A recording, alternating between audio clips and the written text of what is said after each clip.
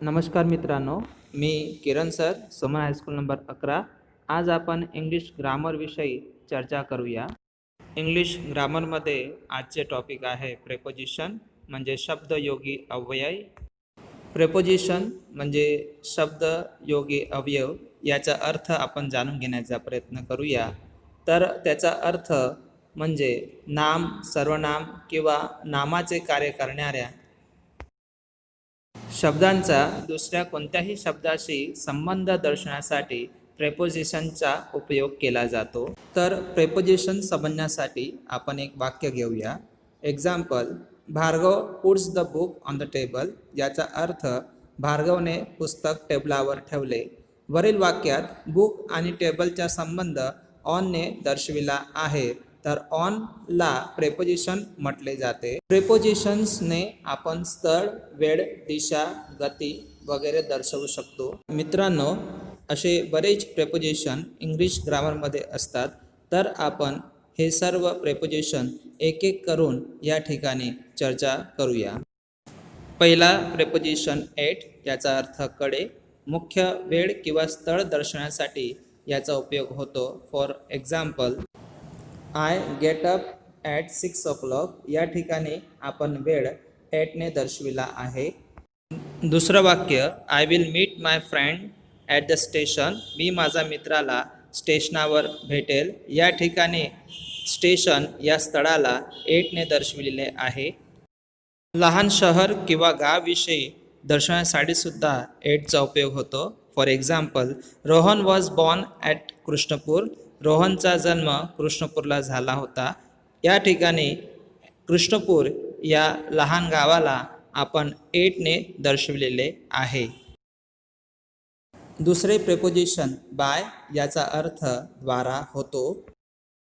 For example, the tiger is killed by a hunter. वाघ शिकारीद्वारा मारला गेला. बाय हा प्रवास किंवा गतीच्या संदर्भात सुद्धा वापरला जातो. For example, Bhumi goes to school by bus.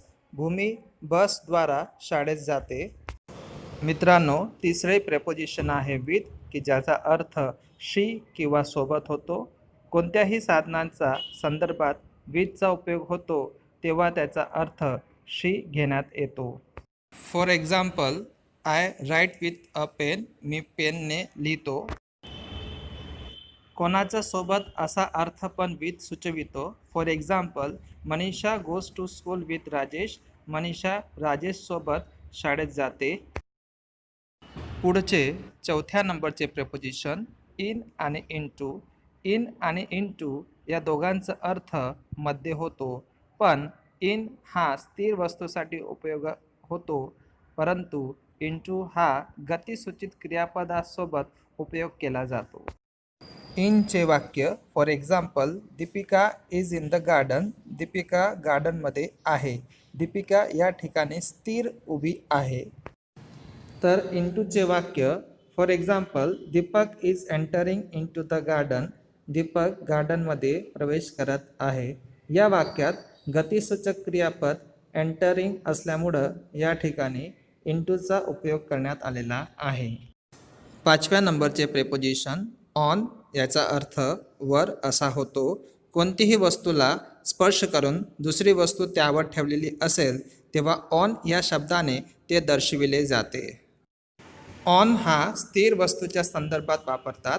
For example, the book is on the table. पुस्तक टेबलावर आहे. प्रवासाच्या संदर्भात सुद्धा ऑनचा उपयोग होतो. For example, the students go to school on foot. सहावे प्रेपोजिशन ओव्हर म्हणजे वर. कोणतीही वस्तू लटकलेली, उडणारी किंवा फिरणारी असेल तेव्हा ते दर्शवण्यासाठी ओव्हरचा उपयोग होतो. हा गतिसूचक क्रियापद सोबत वापरला जातो. For example, I jump over the wall. मी भिंतीवरून उडी मारली होती. या वाक्यात गतिसूचक क्रियापद जम्प आहे. ओव्हरचं दुसरं वाक्य, the birds are flying over the garden. पक्षी गार्डनवरून उडत आहेत. 7 नंबरचे प्रेपोजिशन अबाव, याचा अर्थसुद्धा वर होतो. कोणत्याही वस्तूवर दुसरी वस्तू लटकलेली असेल पण ती दुसऱ्याला स्पर्श करत नसेल तर त्या संदर्भात अबावचा उपयोग होतो. For example, the clock is above the cupboard. घड्याळ कपाटच्या वरती आहे. या ठिकाणी घड्याळ ही लटकलेली आहे पण कपाटला स्पर्श करत नाही. Second example, the mirrors are above the bed. आरसे बेडचा वर आहेत. नेक्स्ट प्रेपोजिशन अप, त्याचा अर्थ वर. गती सूचित करणाऱ्या क्रियापदासोबत अपचा उपयोग होतो. For example, he climb up a tree. तो झाडावर चढत होता. या ठिकाणी गतिसूचक क्रियापद क्लाइम्ब आहे. नेक्स्ट प्रेपोजिशन अंडर, ज्याचा अर्थ खाली होतो. For example, the cat is under the table. मांजर टेबलाखाली आहे. दुसरे example, the pencil is under the chair. Pencil खुर्ची खाली आहे. 10वे प्रेपोजिशन बिहाइंड, याचा अर्थ मागे, पण हा प्रेपोजिशन स्थिरता सुचवितो. For example, the old woman stood behind the old gentleman. म्हातारी स्त्री ही म्हाताऱ्या व्यक्तीचा मागे उभी होती. या ठिकाणी ते स्थिर उभे आहेत. नेक्स्ट प्रेपोजिशन आफ्टर, याचा अर्थ नंतर किंवा मागे. गतीचा तसेच वेळेच्या संदर्भात आफ्टरचा उपयोग होतो. For example, the dog is running after a cat. कुत्रा मांजरचा मागे पडत आहे. हे वाक्य गतिसूचक आहे. Next sentence, he will come after an hour. तो 1 तास नंतर येईल. या ठिकाणी आफ्टरचा उपयोग वेळेच्या संदर्भात झालेला आहे. नेक्स्ट प्रेपोजिशन बिसाइड, म्हणजे बाजूला किंवा जवळ. For example, the old man sits beside the old lady. म्हातारा व्यक्ती हा म्हाताऱ्या स्त्रीचा बाजूला बसलेला आहे. नेक्स्ट प्रेपोजिशन बिटवीन, याचा अर्थ दोघांचा मध्ये. दोन वस्तू, प्राणी किंवा व्यक्ती यांचा मध्ये याचा अर्थ बिटवीन दर्शवितो. For example, the village is located between the hills. गावाचे स्थान 2 टेकड्यांचा मध्ये आहे. The boy is sitting between his father and mother. मुलगा त्याच्या आई आणि वडिलांचा मध्ये बसलेला आहे. पुढचे प्रेपोजिशन अमॉंग, म्हणजे मध्ये. 2 पेक्षा अधिक व्यक्ती, प्राणी किंवा वस्तूंचा मध्ये असा अर्थ अमॉंग सुचवितो. For example, the teacher stood among the students. विद्यार्थ्यांचा मध्ये शिक्षिका उभी आहे. विद्यार्थ्यांनो, बिटवीन आणि अमॉंग मधील फरक लक्षात ठेवा. दोघांचा मध्ये असेल तर बिटवीन आणि 2 पेक्षा जास्त यांच्यामध्ये असेल तर अमॉंगचा उपयोग होतो.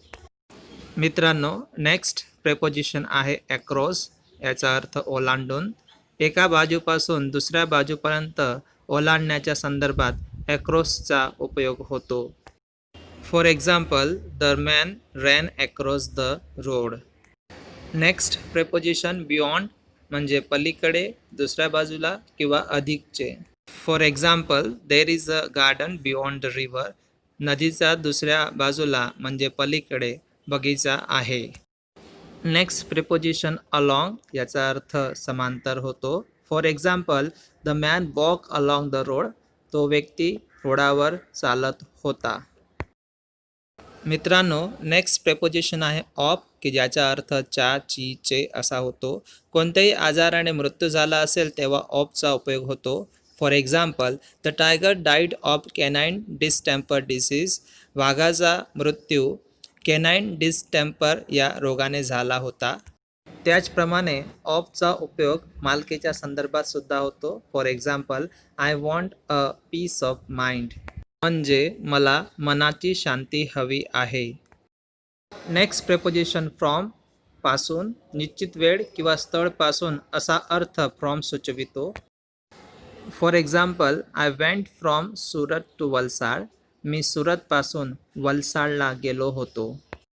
कोणत्याही आजाराने पीडित असेल तेव्हा सुद्धा फ्रॉमचा उपयोग होतो. For example, he is suffering from diabetes. तो डायबिटीजने पीडित आहे. नेक्स्ट प्रेपोजिशन टू, ज्याचा अर्थ च्याकडे किंवा च्या दिशेने होतो. गती सूचित करणाऱ्या क्रियापदांसोबत टूचा उपयोग होतो. For example, the man goes to office. तो व्यक्ती ऑफिसकडे जातो. नेक्स्ट प्रेपोजिशन फॉर अर्थ साठी किंवा कारण. For example he was punish for his carelessness. त्याच्या निष्काळजीपणासाठी त्याला शिक्षा केली होती. Next example he died for a noble cause. त्याचा चांगल्या कार्यासाठी मृत्यू झाला होता. नेक्स्ट प्रेपोजिशन नियर म्हणजे जवळ. For example the book store is near the restaurant. Book store हे रेस्टॉरंटचा जवळ आहे. नेक्स्ट प्रेपोजिशन अपोजिट म्हणजे समोर. For example our house is opposite the garden. आमचे घर हे गार्डनचा समोर आहे. नेक्स्ट प्रेपोजिशन सिन्स म्हणजे पासून किंवा कारण की. कोणत्याही निश्चित वेळ कालावधीसाठी सिन्सचा उपयोग होतो. सामान्यपणे पूर्ण वर्तमान काळात सिन्स शब्द वापरला जातो. For example our family has been living in Surat since 2005. 2005 पासून आमचे परिवार सुरतमध्ये राहत आहे. नेक्स्ट प्रिपोजिशन फॉर पासून. कोणत्याही अनिश्चित वेळ कालावधीसाठी फॉरचा उपयोग होतो. हा सुद्धा सामान्यपणे पूर्ण वर्तमान काळात वापरला जातो. For example our family has been living in Surat for 15 years. गेल्या 15 वर्षापासून आमचे कुटुंब सुरतमध्ये राहत आहे. मित्रांनो, या ठिकाणी प्रेपोजिशन हा टॉपिक आपण पूर्ण केला. तुम्हाला देण्यात आलेल्या होमवर्कमध्ये कंसातील योग्य प्रेपोजिशन पसंत करून दिलेल्या रिकाम्या जागा पूर्ण कराव्यात. थँक्यू. धन्यवाद.